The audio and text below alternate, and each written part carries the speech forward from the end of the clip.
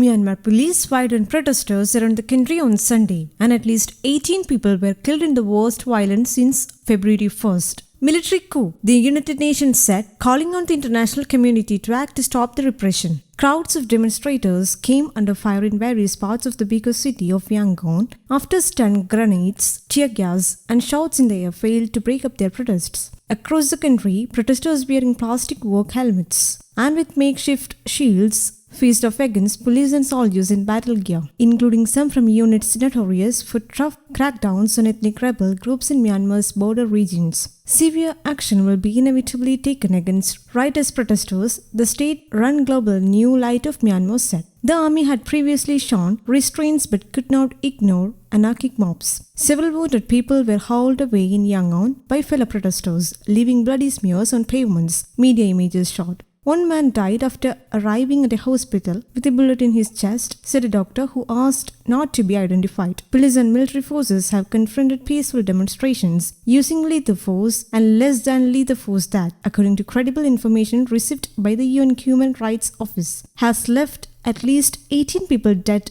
and over 30 wounded, the UN Human Rights Office said. Myanmar has been in chaos since the army seized power and detained elected government leaders Aung San Suu Kyi and much of her party leadership on February 1st, alleging fraud in a November election her party won in a landslide. The coup, which brought a halt to tentative steps towards democracy after nearly 50 years of military rule, has drawn hundreds of thousands onto the streets and the condemnation of Western countries. UN Secretary General Antonio Guterres called on its members to do more. The Secretary General urges the international community to come together and send a clear signal to the military that it must respect the will of the people of Myanmar as expressed through the election and stop the repression, UN spokesman said. US Secretary of State Antony Blinken condemned what he called abhorrent violence by Myanmar security forces. We stand firmly with the courageous people of Burma and encourage all countries to speak with one voice in support of their will, Blinken said on Twitter, adding that the United States will continue to promote accountability for those responsible. Outside a Yangon medical school, doctors and students in white lab coats scattered after police hauled stun grenades. A group called White Coat Alliance of Medics said more than 50 medical staff had been arrested. Police and the spokesman for the ruling military council did not respond to phone calls seeking comment. Nevertheless, at least 21 protesters have now died in the turmoil. The army said a policeman had been killed. Defense of the coup has emerged not just on the streets but more broadly in the civil service, municipal administration, the judiciary, the education and health sectors, and the media.